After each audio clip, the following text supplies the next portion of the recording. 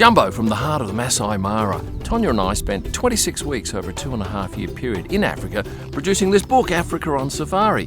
And now I'm back here with her, my son, and his girlfriend for 9 nights on safari in Kenya. And I want you to come with us.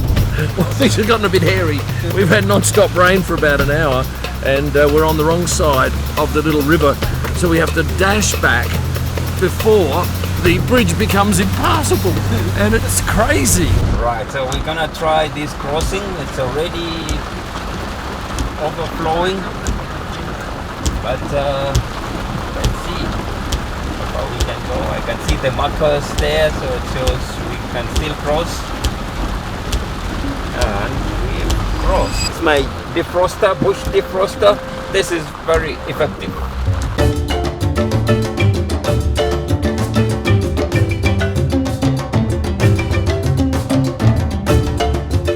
There's some discussion going on behind me because our tent looks to be cut off from the main part of the camp with a little river that's overflown. So there's some discussion as to how we're going to get back.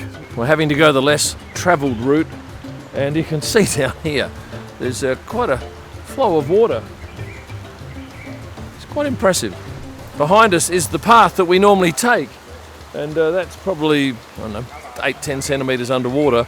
And this one here on this side is a bit wet, but I think we can get through that. He's got a shortcut. Come on, do the shortcut. The African adventure continues.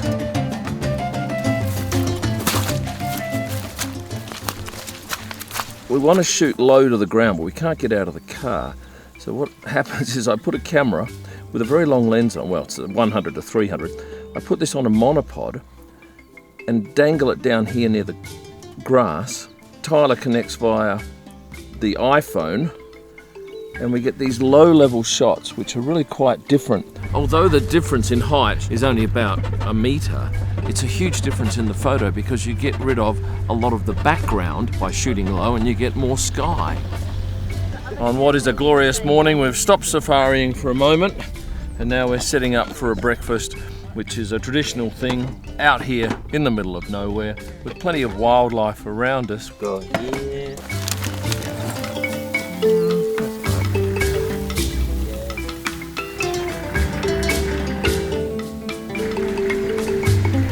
Very dark clouds behind us, so I kind of think we're going to get smashed with some weather this afternoon. But we're heading out looking for lions. Last night we found a dozen. This morning we found 5 or 6. So we're pretty confident that we'll get them, and we'll get them pretty much to ourselves, maybe 2 or 3 other cars. Well, after hours of bumping around with no real sighting, we've come across this pride of about 12 or 13 lions have killed a zebra, and now they're merrily feasting on it over an extraordinarily long period of time.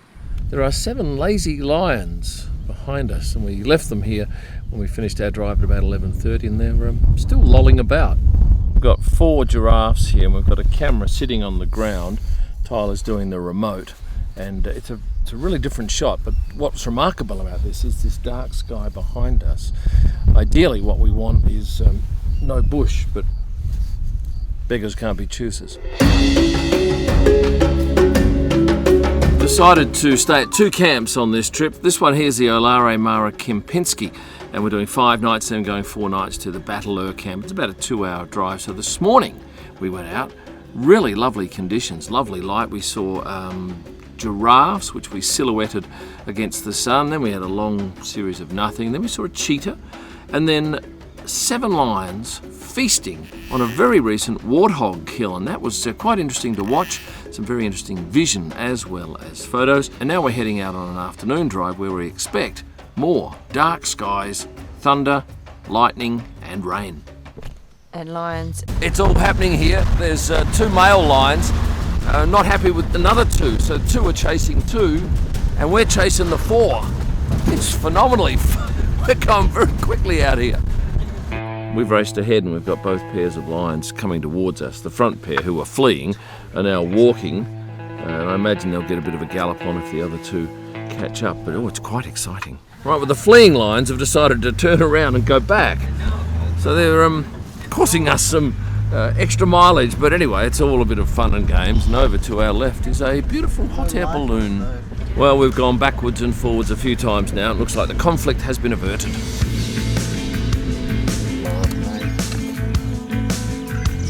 This is breakfast in the Masai Mara. We have this lovely little table out here, and behind us a couple of lions and a toppy wandering around, and we're completely out here in the open. It's quite a joy. Really salt in here. On the subject of meals, out here you get fed 3 times a day. A great breakfast, and we've chosen to have ours out here. We get fed lunch, and it's a 3-course meal, always with soup at the start, and a pretty tasty dinner. Is it 5-star food? It's okay. It's not top end, but it's what? Oh. Food-wise, there's plenty of choice, and they'll make you pretty much anything you want. So what would you expect to pay for a safari like this? Well, they start probably lower end, $350 US a day per person, and the top end can be over $1,000 a day. The difference in price boils down to the quality of accommodation, and by paying more you get better access to the animals, and it's a little more exclusive. A typical safari day runs from 6:30 AM until about 12:30.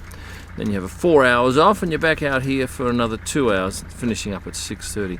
Although we're having rain every afternoon, so sometimes our afternoon drives get shortened. And I'm wearing my Valtteri Bottas hat on safari. There's a level of urgency now because Paul says he spotted a spotted cat, which can only be one of 2, a cheetah, or hopefully a very hard to find leopard.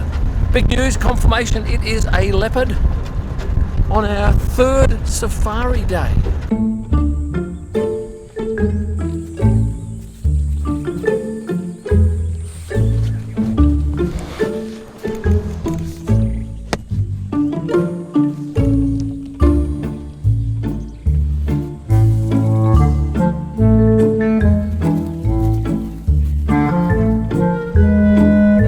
What a thrill seeing a leopard today. It didn't hunt anything, but we did spend probably 20 minutes with it, and we're going to go back and have lunch and come back in the afternoon. Beautiful creature, one of the hardest creatures to find, and now all we're waiting on is a rhino. We're on our way back to the camp for lunch, and we've just seen a cheetah, and it's been a prolific morning for wildlife. I mentioned at the start that I'd spent some 26 weeks over 2.5 years shooting wildlife. In the end, I produced this 204-page book, Africa on Safari. When I was shooting this book, I was using a buggy to get low and close to animals, but I didn't bring it with me on this trip. So if you want to see some amazing pictures, get a copy of this at the moment with the code AS10. You'll save 10%, and we'll courier your book to almost every country. I'm going to cut this video short. I'm going to do another one from the next camp, but if you've enjoyed it, please hit the like button, subscribe if you haven't already done so, and you can become a member of the channel and get a whole host of extras. And if you have a few spare minutes, have a look at these links here. Thanks for watching. And stay passionate. Good morning, Father. Whoa. Recording. I spent 2.5... My wife and I spent some 26 weeks out here. No, we didn't. Tonya and I... Drunk this tea 9 times, Jack. He's drunk the tea 9 times.